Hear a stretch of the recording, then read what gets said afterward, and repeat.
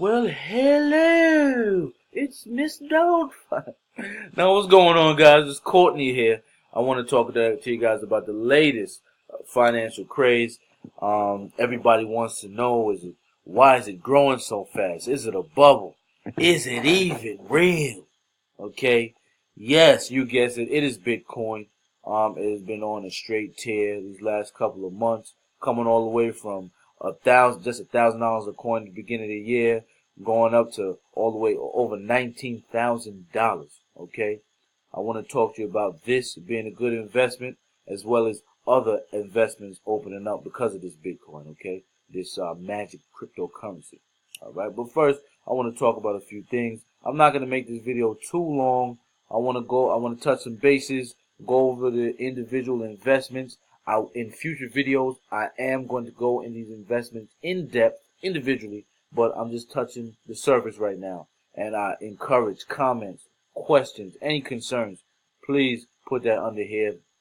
All these, the main sites, the nugget sites that I want you guys to know about, I will put in the description below. Okay, so you can sign up, check it out for yourself. Okay, now, to begin with, Bitcoin, it is a cryptocurrency. But I don't want I want to use that word currency with a grain of salt, because it's a little too volatile to be called a currency.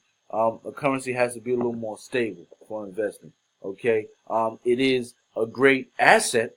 Okay. I do think that it's going to increase in value. It's a great asset, but currency, it is not. Imagine paying, $5 for a cup of coffee, and because the currency grew, 100%, that cup of coffee is now, 50 cents. I mean, great for you, but, confusing for the economy.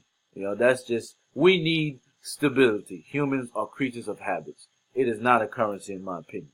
Okay? Now, to go a little deeper, it was developed in 2009 from a guy by the name of Satoshi Nakamoto. All right? This happened to be like a mystery, man. They tried to interview him about Bitcoin. He says, look, I have nothing to do with it, didn't create it. In fact, get off my damn lawn. You know what I'm saying? Like, he wants nothing to do with this Bitcoin. Okay? For what reasons, I don't know. But really, at this point, it doesn't even matter. The coders and developers that worked with him, supposedly worked with him, they emailed him. They didn't even meet up. I don't know, these geeks and coders, they're just weird. Like, I guess they just do it all through the cloud. New technology nowadays, all right? So anyway, the checks and balances of Bitcoin is important, of all cryptocurrencies, because you want to know the reason why it's decentralized. That's actually one of the pros of this thing. It's decentralized. The government is not in control of it, and that's one of the qualms of a lot of people. They're like, the government is controlling our life. I want to get back. I want some freedom, liberty. That's what everyone strives for. So cryptocurrency is, one of the things about that. All right, it's decentralized, but it still needs checks and balances. You still got to make sure that there's no fraudulent charges, because that could mess up the integrity of the whole thing. In fact, one of the things that kind of tweaked the integrity was when Bitcoin was used for this website by the name of Silk Road, which really placed a bad stigma on Bitcoin. They looked at it as like a black market currency or whatnot. But, they rose up out of that. But anyway, back to the blockchain. The blockchain is like a ledger of all the transactions that happen through Bitcoin, okay? Because Bitcoin, to pay for something, you pretty much send your address to the other person's wallet, and boom, they have their money, okay? Which actually makes sending money even easier, which is another thing about Bitcoin. Like, you can use it as Western Union or MoneyGram, and it's free. There's no fees. You know what I'm saying? You're not going through an exchange or anything. You're not going through a bank to transfer the money. It is free and just as fast. You know what I'm saying? So imagine you want to donate money. You want to donate $1, okay, to the Haiti Relief Fund, and they have a Bitcoin wallet. Instead of going through Red Cross, where all that money isn't going to go there, or transferring that money where, like, something as little as $1, they may take like 30 cents or something like that, or 10 cents, which is a lot on $1. You just transfer that dollar on over. It's over there quick, and easy. You can do $1 a day, and it's nothing. It makes donating even easier. Um, that's one of the things of it. But the blockchain is what was the eureka moment for cryptocurrency. Before Bitcoin, before the millennium even turned, they tried to make a cryptocurrency. I believe in the 90s. I could be wrong. They tried to make a cryptocurrency, but they couldn't get over the fact that, okay, how we're going to account for double charges and stuff like that.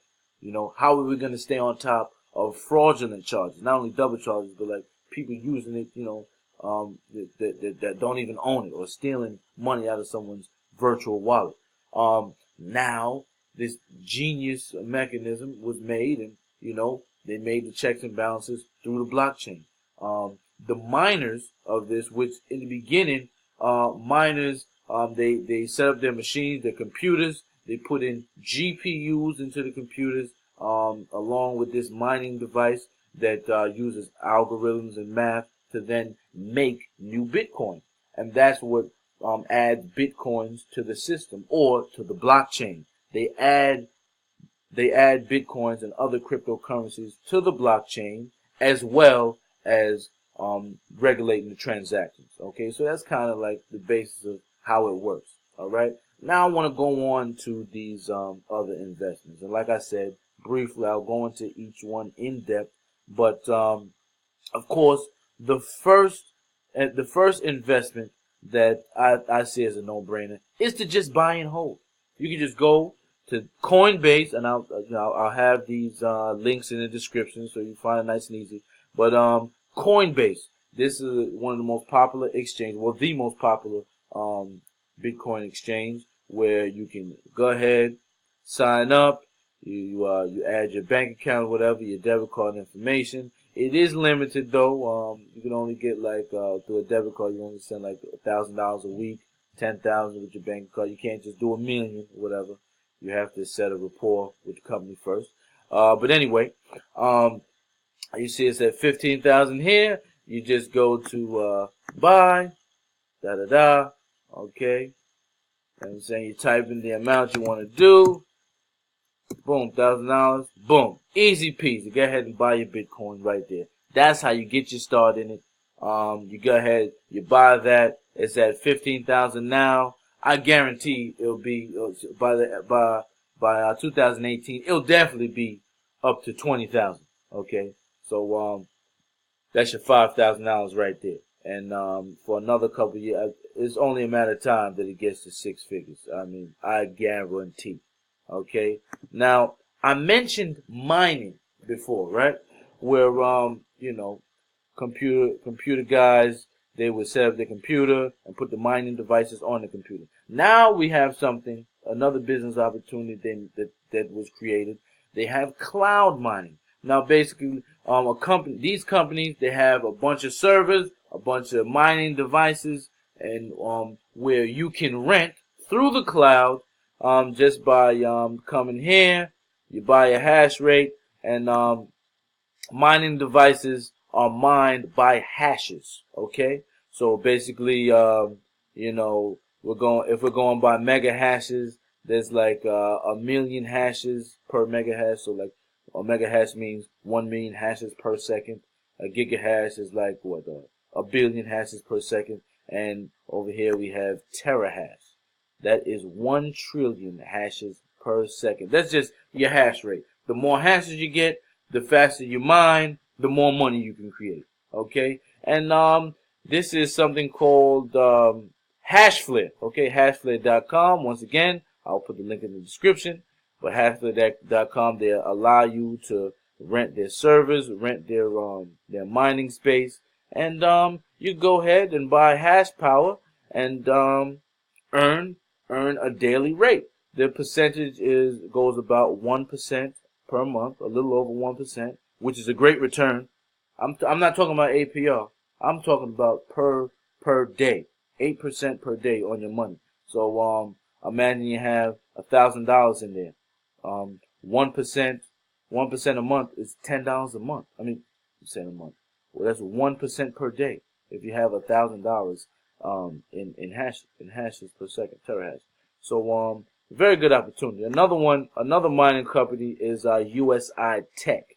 Okay, they also rent their hash space and everything, where you can buy packages. You see here, active BTC. I never did the tokens, but however, you can go to this section here, the library center, and they will explain everything to you. For the back office quick start, they explain the packages, which I do, and this is the tokens, which I haven't done yet. Okay, so this is another mining company, USI-Tech, and the link will be in the description. Okay. Another one, before I get to the last one, Bitconnect, I will get to trading. Okay. Now, along with buying and hold and also renting hash space, you can just flat out trade the Bitcoin. Okay, this is one that I use, Bitfinex, and it's just like the foreign exchange. As you see, it says BTC against USD. That's just like the euro against the USD. And as you see, this thing is rallying. I never sell Bitcoin. As far as trading is concerned, because in this is not owning. This is not owning Bitcoin. This is just like trading whether the market's going up or down. Okay, my traders know what I'm talking about. All right, trading. Once again, I'll go into this again. And last but not least, we have something called Bitconnect. Okay, Bitconnect is a very good company. I really believe in this one. Not necessarily more than the mining companies, but the only downside is they pay you in cash, not Bitcoin. You pay them in Bitcoin, but they pay you your daily payout in cash. That's the only downside to it, because with the Bitcoin market going up, you're paying them in Bitcoin, and then you're losing your value. You know what I'm saying? You are getting your daily payout, which is at about depending on how much you lend them, it's on a 1% rate. But let's go to it real quick. If I go to Lend Bitconnect, right? They basically have a daily percentage based on the amount you put in, and a term. So I look at this like a certificate of deposit. So if I was to have a 1-year CD, it'll probably be better at a 5% rate. You'll be like, oh, 5%, that's better than the 1%. No, but it's a 5% APR. So if I'll use like small numbers so you understand. So if I have $1,000 in there, at a 5% APR, that's $50 divided by 12. You know what I'm saying? Not too much of a good rate. However, if I have $1,000 in there for 199 days, I will get my $10 per day. You understand?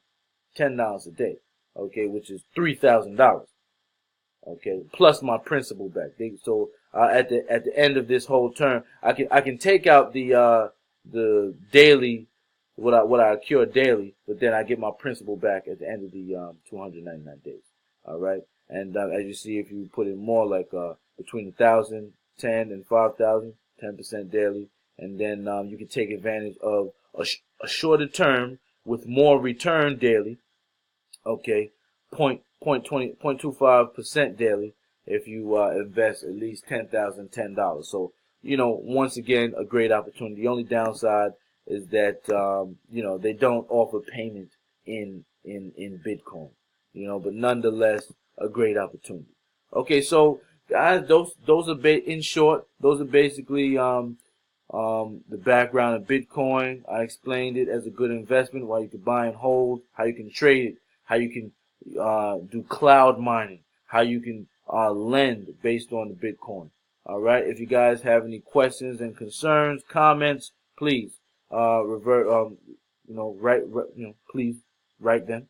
And if you need to learn about the websites that I spoke about, I would add the links in the subscription. All right. So that's my bit of knowledge. Get it? And I'll talk to you guys soon.